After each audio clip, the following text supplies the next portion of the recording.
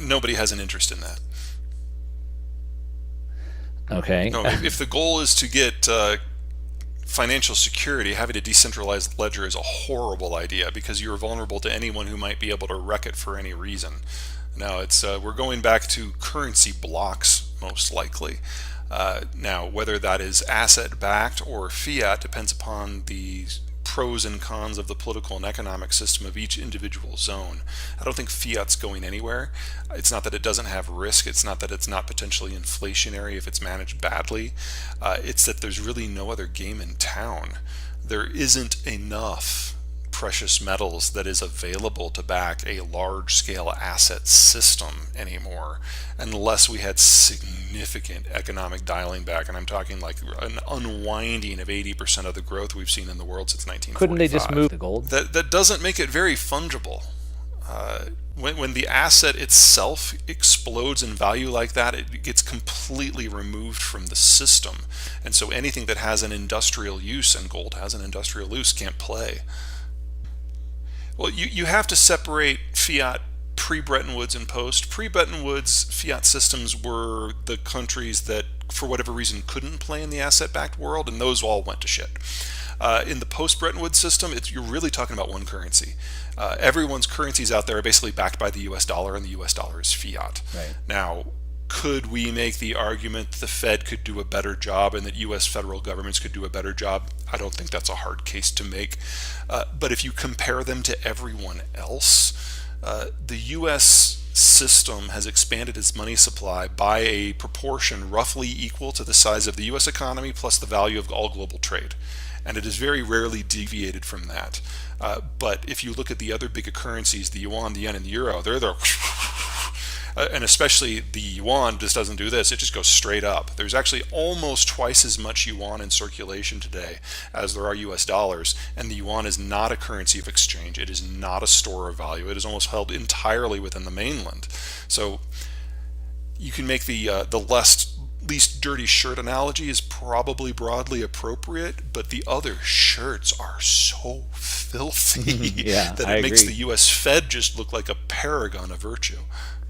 No, no, no, no. Can't be both. Can't be both. All of the BRICS regularly manipulate their currency in order to achieve their national economic goals. So, which one gets to have the currency? And why would the others go for that? Or we had the big surge of 6 weeks ago.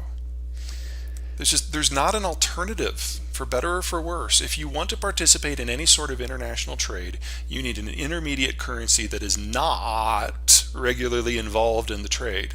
And since the United States never bet its economy on international trade, it really doesn't care what happens to the value of the dollar every day. But the Russians certainly care about what happens to the ruble, and the Chinese absolutely care about what happens to the yuan. That's a trading country cannot be the store of value. Yeah, unless the United States ejects them, which is fair, I would actually expect the US dollar to become more important because the US economy is becoming more and more focused on North America. It is less and less interested in what happens to the wider world economically, and that makes it a better store of value and a better medium of exchange. Now, you kick somebody like Russia out, Haven't they been kicked out?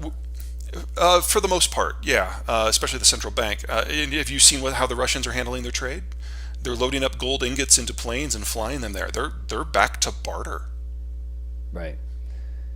Then they have to find the new system, and the Russians, who have been talking about a non-dollar system for now 35 years, they're doing gold barter because that's the best option they've got. Hmm. Maybe there will be another one in the future, but for right now, this is as good as it gets. Hmm. But Yeah. again, you need to have an impartial arbiter who doesn't care about the value of the currency. And everyone who's talking about moving beyond the dollar is a primary commodity exporter. They deeply care what the currency is. Right. There is no such thing as a decentralized ledger that anyone controls because you have to have access to the real financial system, and that can be ended in a day.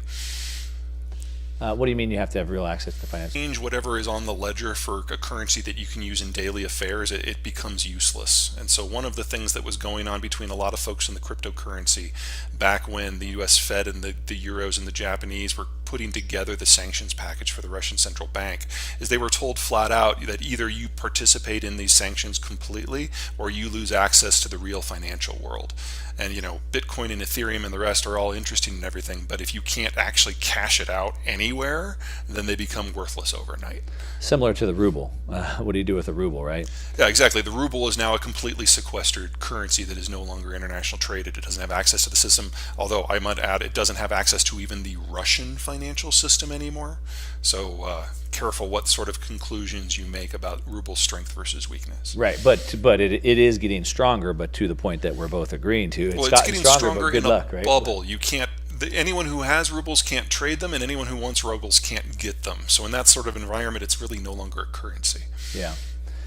Yeah, I guess time will tell if technology, can slowly grow and get a foothold and then grow. We're seeing it work in nations like El Salvador, but they're very small. Oh, no, God, no, it has not worked in El Salvador. People are using it to buy Starbucks and McDonald's and pupusas on the Yeah, corner. no, El Salvador is going to be applying for an IMF loan before the end of the year. That's ending very, very badly. I don't think it's ending badly because of Bitcoin. I think it's ending very badly for a number of reasons. Sure. They were already ranked one of the poorest nations in the world long before their Bitcoin foray. So. Yeah, just don't pin your hopes to that star. That's all I'm saying. Oh no, I was only talking about on the part of actually buying goods and services with it is the point I was making. So. All right. Well, man, that was a lot to go through. I really appreciate it. You make me feel a little bit better about China because I've seen this colonization thing that's been scaring me, and then, like I said, the threat to nuclear war. So. Well, I don't want to make you feel too secure about China because one of the problems with a one-man show is, we know what's going on in Russia. We have tapped Putin's phone. We are reading his email. Xi doesn't talk to anyone. There's no way to find out what he's thinking. We can't tap his brain. So if there is a kind of a black swan risk, that's where it would be. I do have one more question, a threat. You'd mentioned before, I think it was maybe it was the Arab Spring. I think Egypt had basically taken themselves off of the internet. Mm-hmm. And maybe as this deglobalization happens, some of these nations might be interested in turning themselves into intranets as opposed to being on global internet. That's basically what the Russians have done. So China's had this great firewall, but they've never actually decided to take themselves off of the internet. They've just more tried to control the data that comes in and out. But you see the potential of a threat of nations turning into private intranets and taking themselves off this global internet.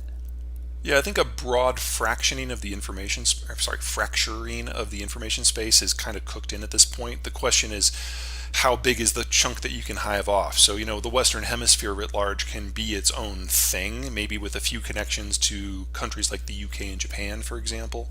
But the idea of a single World Wide Web, I think, is now on its way to the history or the ash heap of history.